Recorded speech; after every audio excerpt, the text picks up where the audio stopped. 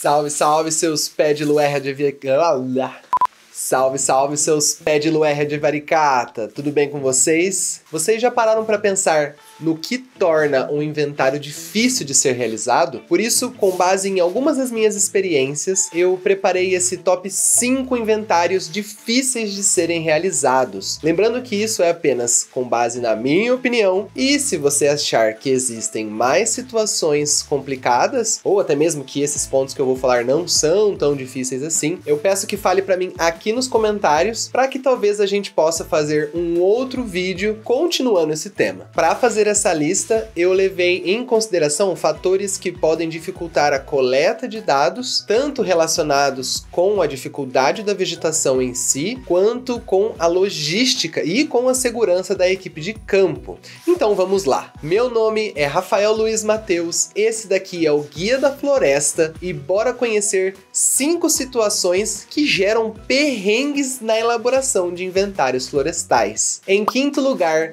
temos o relevo muito acidentado. Cara, você já imaginou a trabalheira que é inventariar uma floresta na encosta de uma montanha? Pois é, não é algo nada fácil. Se estabelecer uma parcela já é algo que exige, assim, um trabalhinho razoável, imagine só fazer isso em locais de muito declive. E aqui não estamos pensando só na dificuldade da vegetação em si, e até mesmo porque quanto maior o declive, menor a biodiversidade potencial do local.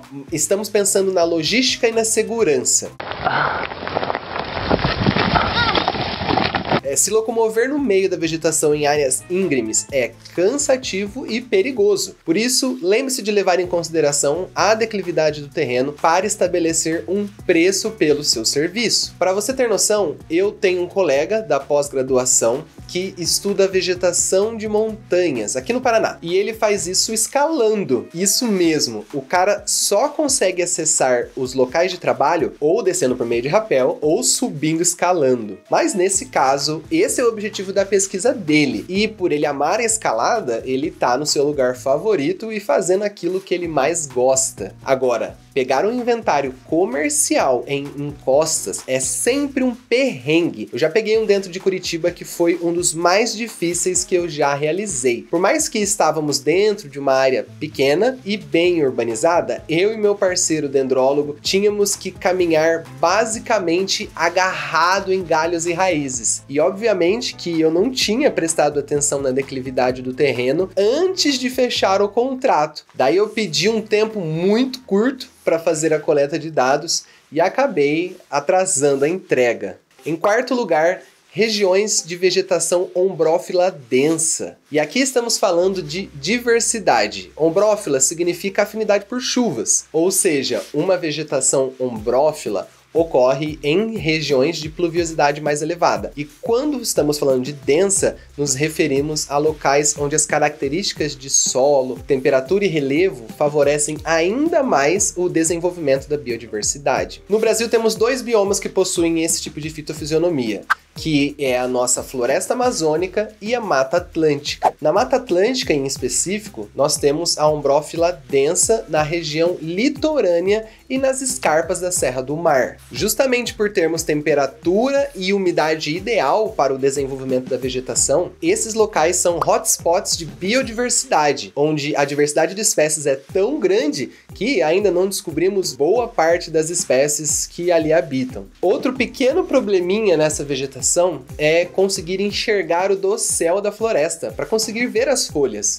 ou flores e frutos das árvores. Imagina o perrengue que é identificar uma árvore de mais de 30 metros de altura. Não tem podão que te ajude nessa situação. E algumas vezes um binóculo pode te ajudar, mas do que adianta enxergar as folhas se você não conhece aquela espécie ainda? Daí com certeza você terá que coletar um ramo dessa árvore. E existem algumas formas de realizar isso. A mais rudimentar é por meio de estilingue. Pois é, tentar atirar uma pedrinha na copa das árvores para tentar derrubar algum ramo. Mas esse trabalho é tão difícil, quase impossível de ser realizado na ombrófila densa. Isso porque mesmo se você for o deus da mira, o raminho terá que passar por vários outros estratos da vegetação até chegar no solo. E com certeza ele vai ficar preso em uma ou outra árvore, né, mais abaixo. Sem contar que na hora que esse ramo cair no meio da vegetação, será quase impossível distinguir o que faz parte da árvore que você está tentando coletar e o que faz parte da vegetação ao redor. Por isso que muitas equipes de inventários florestais dessas regiões contam com escaladores de árvores.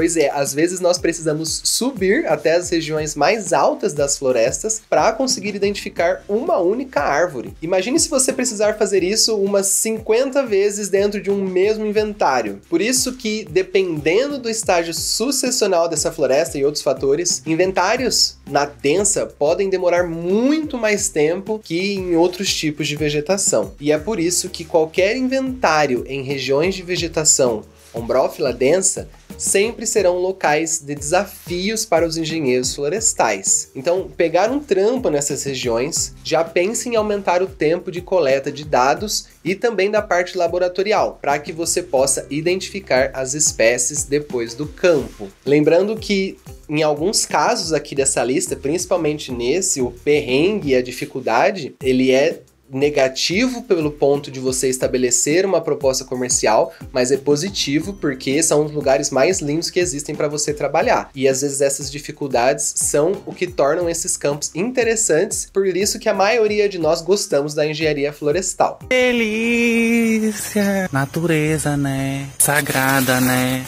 E em terceiro lugar, temos os locais ermos. Aqui encontramos um fator de logística e não necessariamente da dificuldade relacionada com as espécies. Se bem que em locais distantes e pouco estudados, costumam existir alguns desafios para os taxonomistas, porque justamente por poucas pessoas realizarem os inventários em tais regiões, é de costume existir um pouco mais de esforço para identificar as espécies, pois quanto menor a atividade científica, menores são as possibilidades de comparação e troca de informação, algo que é muito importante para a taxonomia. Mas, falando em termos práticos, inventários realizados nessas regiões sempre são dificultados por faltas de vias de acesso e problemas com a localização mesmo das áreas de estudo. Onde é que eu estou? Será que eu estou na Lagoinha? Será que eu estou em algum canto deserto por aí? Sem contar que qualquer problema que surgir no campo será bem difícil de pedir ajuda. Eu mesmo já atolei meu carro no meio de um campo aqui no estado do Paraná. E além de perder um dia inteiro de trabalho esperando ajuda, eu tive que andar uns bons quilômetros para conseguir chamar alguém para vir desatolar meu pobre carrinho, porque é óbvio que lá o celular não pegava. E olha que o Paraná é bem povoado. Imagine se isso ocorresse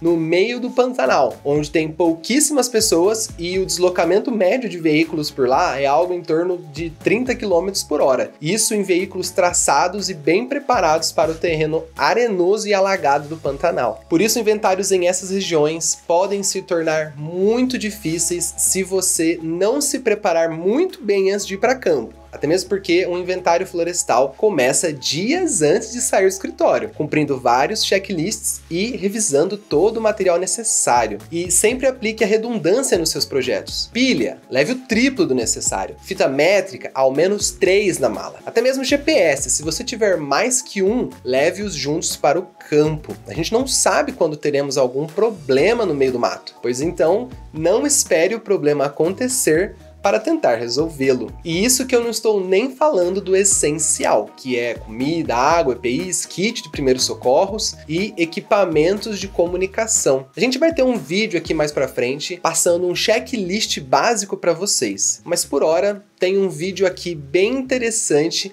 que fala sobre a segurança. Então clica aqui no card para saber um pouco mais sobre esse tema. Em segundo lugar, vegetação de áreas úmidas. E agora você já se imaginou fazendo um inventário dentro de um brejo ou de uma área alagada? Pois é, regiões de várzea, mangues e outras são muito difíceis para o nosso trabalho. Apesar de serem bem interessantes, trabalhar nesses locais pode exigir o deslocamento parcialmente submerso. E às vezes só molhamos um pouco as botas, mas às vezes é necessário entrar até a cintura ou até mais para realizar um inventário.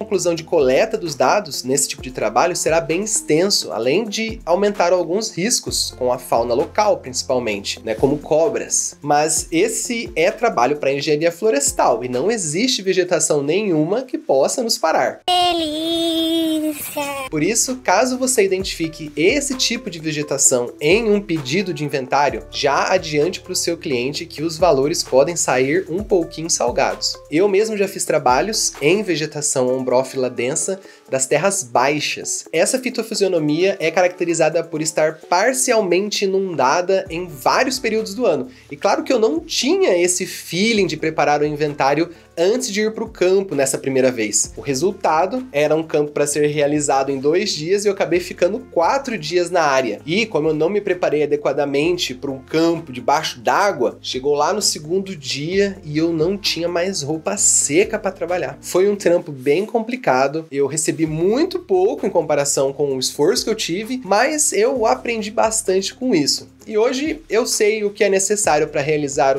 esse tipo de trabalho com qualidade e principalmente com segurança. Só que isso é para regiões mais afastadas do meio urbano. Cara, se você pegar um inventário dentro das cidades, perto de rios e regiões alagadas, muito provavelmente você enfrentará um outro agravante: lixo e esgoto. E infelizmente essa é uma situação que não dá para evitar. Normalmente as cidades brasileiras não cuidam muito bem dos recursos hídricos, em área urbana principalmente.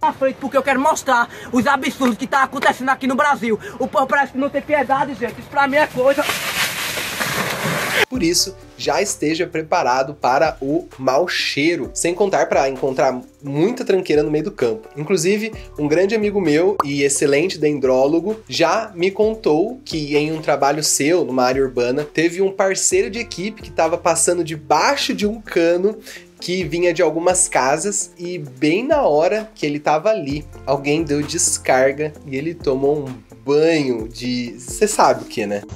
Que nojo! Inclusive, eu me lembrei do meu primeiro inventário, que foi em uma vegetação de APP, dentro de um aterro sanitário. E, bicho, eu e meu parceiro saímos todos os dias com dor de cabeça por conta do cheiro extremo de lixo. E olha que aquele aterro em específico era excelente no tratamento dos resíduos. Mas como estávamos numa área de baixada e próximo de um corguinho, o cheiro ali era insuportável. Então assim, essa é uma situação para você se atentar. É difícil você colocar isso em valores para um cliente, até porque você não vai ficar reclamando do cheiro do lugar, cobrar mais por isso. Mas às vezes a periculosidade envolvida pode ser um agravante. Às vezes, se você tiver alguma ideia se ali tem resíduo químico, resíduo industrial, alguma coisa do gênero, é muito importante para você se preparar antes de ir para lá, para você saber muito bem que tipo de EPI você vai utilizar. Então, tome cuidado com isso e tente estudar a região também, não somente a área que você está visitando. E em primeiríssimo lugar, vegetação com muito efeito de borda. E olha, fazer inventários em locais distantes, multidiversos e até em montanhas é um prazer imenso, principalmente quando comparado a locais com muito efeito de borda. O praga que é quando eu vejo um mapa antes de programar o inventário e eu percebo que a vegetação é uma tripinha. Tô com uma raiva, bicho. Tô com uma... Porque assim, efeito de borda é aquela parte da floresta que está em contato com o meio externo, ou seja, com as bordas da floresta. Normalmente, nessas regiões, a vegetação é mais fechada, pois com o aumento da luminosidade, ocasionado pela falta de árvores no meio externo, aquelas espécies com o desenvolvimento que mais dependem de luz tomam proveito e crescem mais rapidamente, formando verdadeiras barreiras de plantas. E, normalmente, essas vegetações com maior exigência de luz costumam ser cipós, gramíneas, arbustos, ou seja, vegetação de sucessão inicial. E por isso, com certeza, você vai encontrar espécies com muito espinho, cipós que cortam que nem navalha e paredes de bambus, que vão atrapalhar muito no deslocamento pela vegetação. Sem contar que nessas áreas é mais difícil de avistar espécies da fauna que podem nos apresentar algum risco, como cobras, aranhas, formigas, abelhas e muitos outros. Nunca brinque com marimbondo. Marimbondo é perigoso. Sem contar que os nossos queridos amigos carrapatos adoram ficar nesse tipo de vegetação, pois é o local mais fácil para pular no lombo de qualquer animal que passe por ali, seja a gente ou qualquer outro bicho que habite aquela região. Lembrando que efeito de borda é um agravante no momento de elaborar uma proposta de inventário, aqui sim. Ou seja, quando estabelecemos o preço de um inventário, devemos levar em conta que os riscos associados com essas áreas e a dificuldade elevada no deslocamento deixarão tudo mais caro, tanto pelo custo da proteção da nossa equipe, quanto, logicamente, pelo tempo que será necessário para realizar toda a coleta de dados. Mas como identificar essas áreas antes de ir a campo? Um dos focos da biologia da conservação é estudar os efeitos dos formatos dos fragmentos florestais na vegetação. Então, em resumo, um fragmento com uma forma circular é o mais ideal possível, pois tem a menor relação de borda possível. Isso significa que quanto mais alongado é um fragmento, mais são as bordas em relação ao seu interior. Então, digamos que você foi contratado para realizar um inventário nessa região aqui, nessa vegetação destacada por esse verdinho mais escuro. Só de olhar pelo mapa, já percebemos que a sua forma delgada aumenta muito o efeito de borda. Logo, o trabalho ali provavelmente será demorado, muito mais do que se fizéssemos nessa outra vegetação, pelo fato dessa primeira vegetação ser composta basicamente de efeito de borda. E porque vemos cada vez mais fragmentos fininhos e com efeito de borda imensos por conta das APPs, pois o Código Florestal Brasileiro exige que apenas uma pequena faixa de vegetação seja conservada, visando evitar o assoreamento e outros impactos nos recursos hídricos, como os rios. E isso gera uma outra grande discussão sobre a funcionalidade das APPs, pois conservar apenas isso não ajuda muito em questões de biodiversidade. Mas isso é papo para outro vídeo. E só lembrando, eu não estou criticando as APPs, elas são muito úteis e essenciais para a manutenção dos serviços ecossistêmicos. Contudo, ainda existem brechas que poderiam ser melhoradas se houvesse maior vontade política. E aí, seus bichos do mato? Gostaram dessa listinha? Vocês concordam ou discordam? Responde para mim aqui nos comentários logo embaixo para eu saber a opinião de vocês. E não esquece de deixar um like e se inscrever aqui no canal do Guia da Floresta. Assim você não perde os nossos próximos conteúdos sobre o meio ambiente e a engenharia florestal. Além do mais, isso ajuda muito a continuar fazendo esses vídeos para você. E por hoje é só. Muito obrigado pela sua companhia e qualquer problema, fuja para as florestas. Falou, meus queridos!